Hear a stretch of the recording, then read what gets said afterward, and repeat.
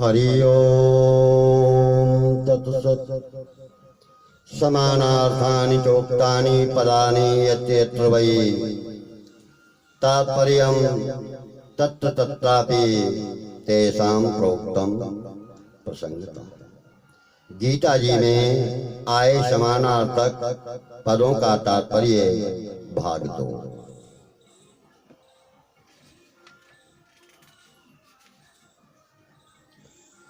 शीतोष्ण सुख दुखेशु अर्थात शीत उष्ण और सुख दुख।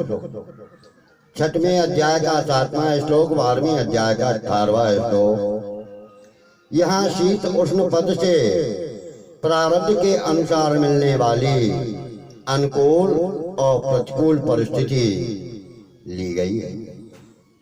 सुख दुख पद से वर्तमान में किए जाने वाले क्रियमान कर्मों की तात्कालिक सिद्धि असिद्धि ली गई है। तात्पर्य यह है कि कर्मयोग भक्ति योग आदि किसी भी मार्ग का साधक क्यों न हो, उसको पुराने कर्मों के फल में और वर्तमान में किए हुए कर्मों के तात्कालिक फल में सदा प्रसन्न तथा सम रहना चाहिए। सुहृदय और मित्र 6वें अध्याय का 9वां श्लोक। जो ममता रहित होकर के बिना किसी कारण सबका हित चाहने वाले और हित करने वाले हैं वह हृदय है, और जो उपकार के बदले में उपकार करने वाले हैं वह मित्र है। तात्पर्य है कि हृदय और मित्र के प्राप्त होने पर साधक के अंतःकरण में विषमता नहीं होनी चाहिए।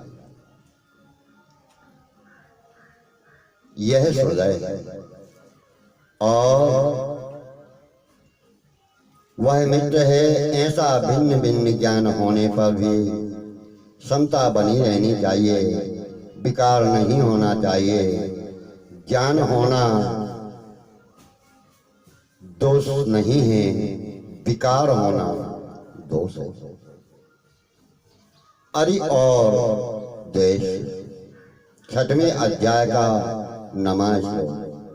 जो बिना कारण अहित करने वाले हैं वह अरि शब्द से कहे गए, और जो अपने स्वार्थ को लेकर अहित यानी बुरा करने वाले हैं वह द्वेष है। तात्पर्य यह है कि कोई व्यक्ति चाहे किसी कारण को लेकर हमारा अनिष्ट करे, चाहे बिना कारण हमारा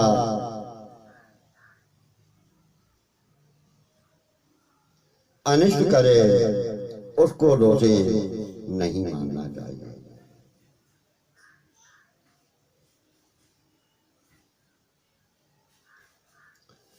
यानी चाहे तो वह कारण को लेकर हमारा अनिष्ट कर दे और चाहे बिना कारण के कर दे, उसको दोषी नहीं मानना चाहिए। कारण कि हमारा जो कुछ अनिष्ट हो रहा है वह हमारे ही कर्मों का फल है। वह बेचारा तो उसमें निमित्त मात्र बन रहा है, अतः उस पर दया भाव रखना चाहिए। सर्वान और अशेषता 6वें अध्याय का 24वां श्लोक। यहाँ संपूर्ण कामनाओं के लिए सर्वान पद आया है, और जिनसे कामनाएं उत्पन्न होती हैं उन संपूर्ण इच्छाओं के लिए अशेषता पद आया है। तात्पर्य यह है कि ध्यान योगी में किसी घटना परिस्थिति आदि को लेकर कोई संकल्प तथा कामना पैदा नहीं होनी चाहिए। शनैः शनैः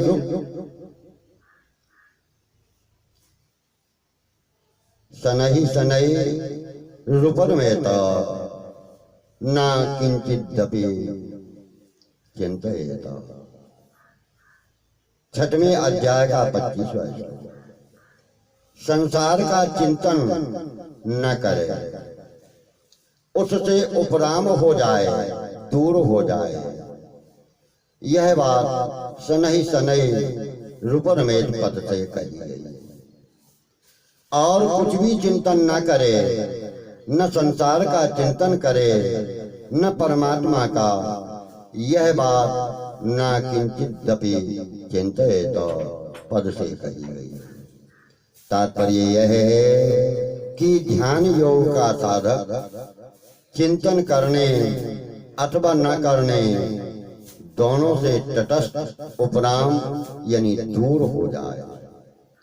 वह संसार से तो सर्वथा उपराम रहे ही, लेकिन परमात्मा तत्व का अनुभव करके चिंतन रहित हो जाए, फिर चिंतन ना करे। कारण कि परमात्मा तत्व का चिंतन करने से परमात्मा तत्व और अपने स्वरूप का भेद हो जाता है, दोनों का अलगाव माना जाता है। और कुछ भी चिंतन न करने से स्वतः सिद्धि अभिन्नता प्राप्त हो जाती है। तटस्थ होने पर वास्तविक तत्व का जो लाभ होता है वह किसी में आग्रह रहने पर नहीं होता, क्योंकि आग्रह रहने के कारण साधक की विषमता मिट जाती है और कुछ महिमा है वह भी समाप्त हो जाती है।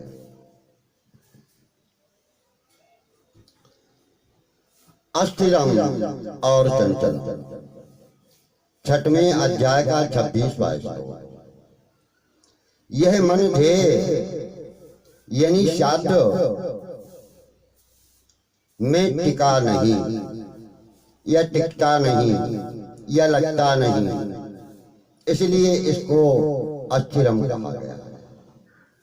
यह मन तरह तरह की सांसारिक पदार्थों का चिंतन करता है, उनके विषय में सोचता रहता है, इसलिए इसको चंचलम कहा गया है। तात्पर्य यह है कि समाधि लगने में कोई दोष बाधक, कई दोष बाधक होते हैं, बाधा देते हैं, जिनमें 4 दोष प्रमुख हैं। विक्षेप यानी चंचलता, लय यानी निद्रा आलस्य, और कसाय यानी अंतःकरण की अशुद्धि, और रसस्वाद यानी ध्यान अवस्था में जो सुख मिलता है उसमें अटक जाना। ये 4 दोष रहने से समाधि की सिद्धि नहीं होती। परंतु गीता जी ने इनमें से 2 दोषों का ही वर्णन किया है, क्योंकि 4 दोषों में लय अस्थिरता और विक्षेप चंचलता, ये 2 दोष प्रमुख हैं। अतः समाधि लगाने वाले साधक को इन 2 दोषों से सदा सावधान रहना चाहिए। वलवल और दृढ़म, छठवें अध्याय का 34वां श्लोक।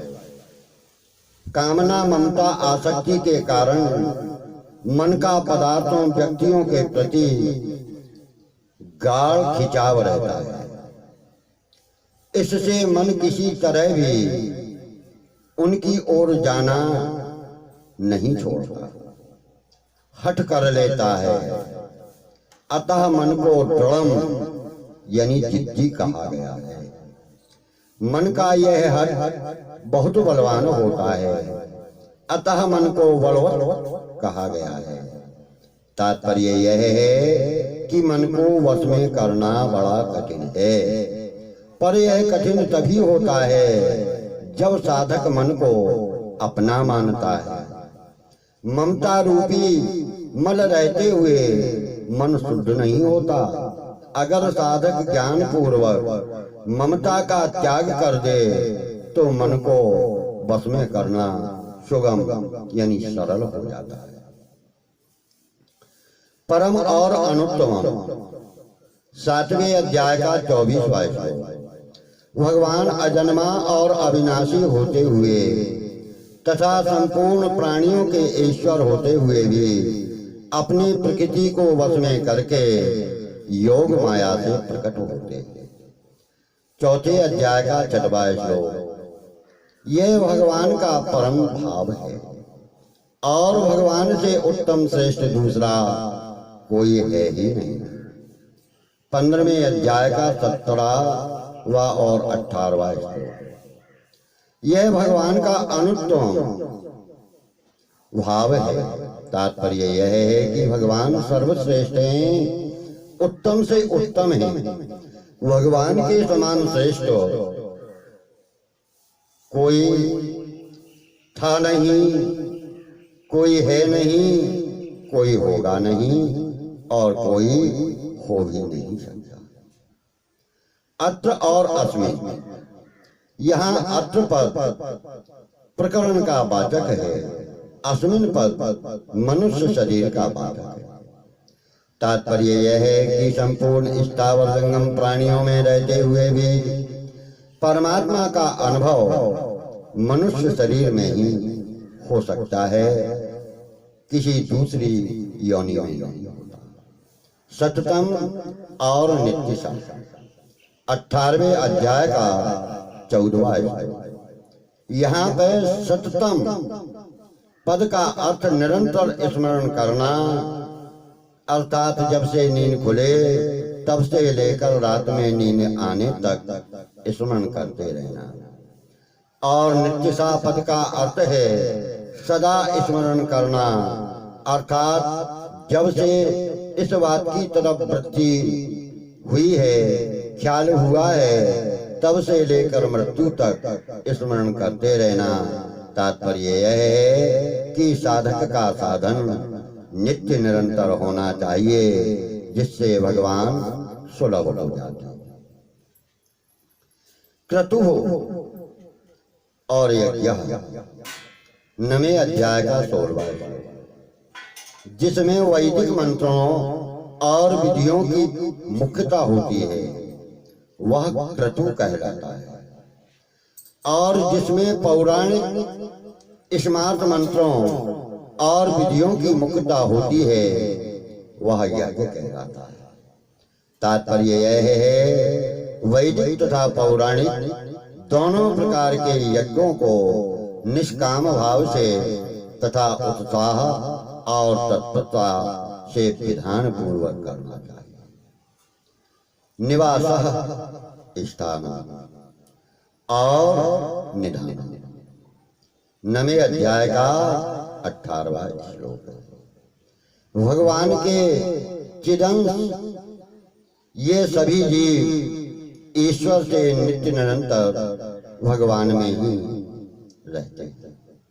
अतः भगवान जो जीवों के निवास हैं, प्रलय होने पर प्रकृति सहित सारा संसार भगवान में ही रहता है।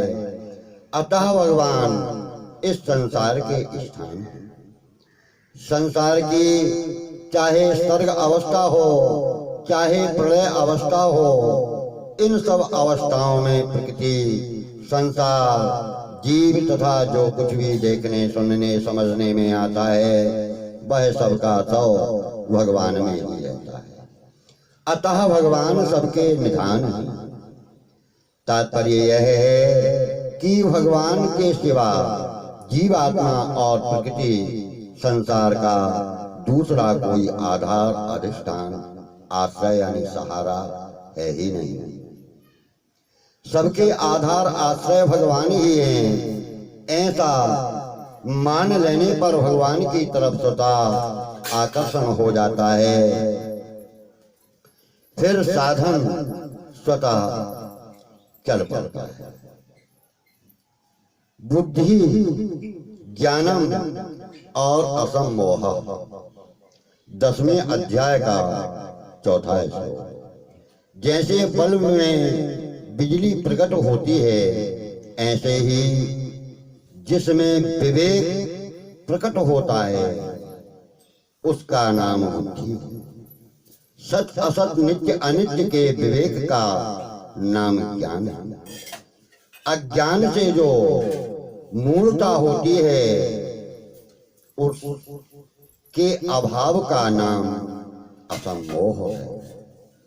तात्पर्य यह है कि ये सब भगवान से ही प्रकट होते हैं, अतः साधक इनको अपना गुण मानकर अभिमान न करे।